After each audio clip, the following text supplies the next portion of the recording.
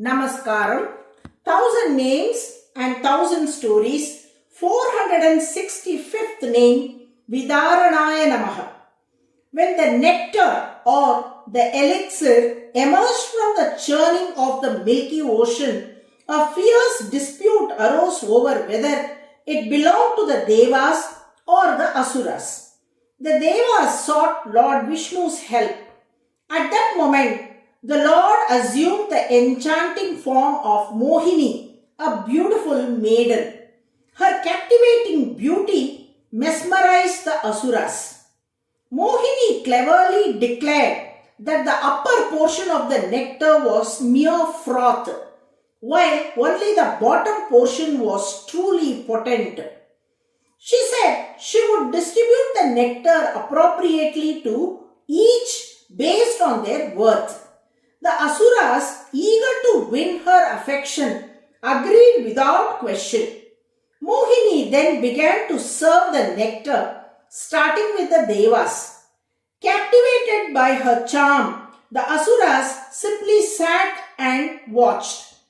However, an Asura king named Swarabanu disguised himself as a Deva and sat between the sun god Surya and the moon god Chandra.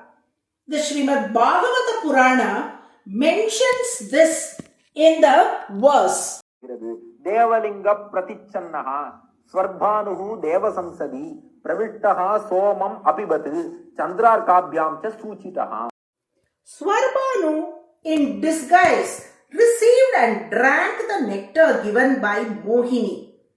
But Surya and Chandra recognized him as an impostor and revealed his identity to Mohini, who was none other than Lord Vishnu in disguise.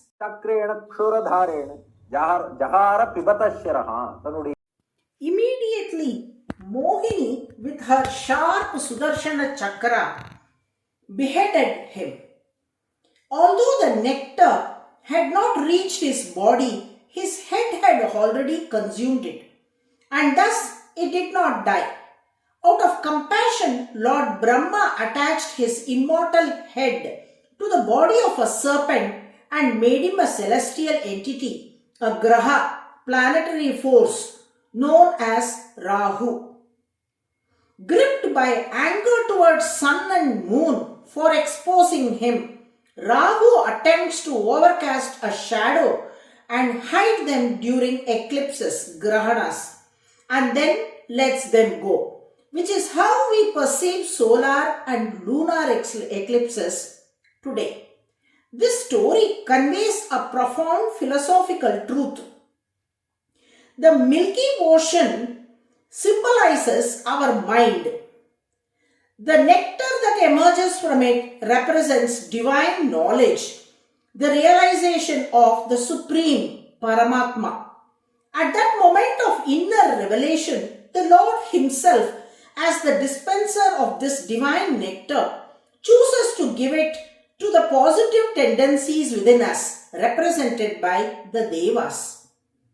When our good thoughts make the right use of this divine knowledge, spiritual elevation becomes possible.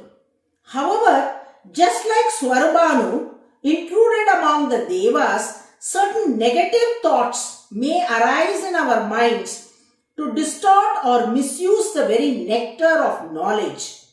Even after the Lord severes the head of Swarabhanu, that is, destroys those evil thoughts, we see that Rahu continues to occasionally block the sun and moon.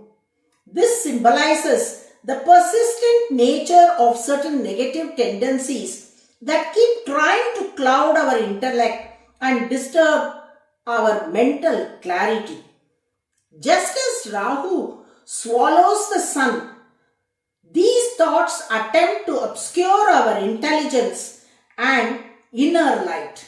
But as the sun re-emerges after the eclipse, so too can our mind be restored. If we surrender to God and patiently await His grace, with His divine compassion, He will grant us the strength to overcome these negative tendencies and guide us to devotion and union with the Supreme, that is Paramatma. To illustrate this, Lord Vishnu allowed Swarbanu's head to remain a symbolic reminder that even after we attempt to eliminate evil thoughts, they may still try to resurface. But he also assures us that he alone is the one who can sever these tendencies from their root. Because of this power to destroy evil forces and negative tendencies, Lord Vishnu is praised as Vidata, the severer. This name appears as the 465th name in the Vishnu Sahasranama. Those who chant daily VIDAARANAAYA NAMAH will receive his grace to cut down all the evil thoughts that rise within the mind, allowing the light of divine wisdom to shine through once again. Narayana, Narayana.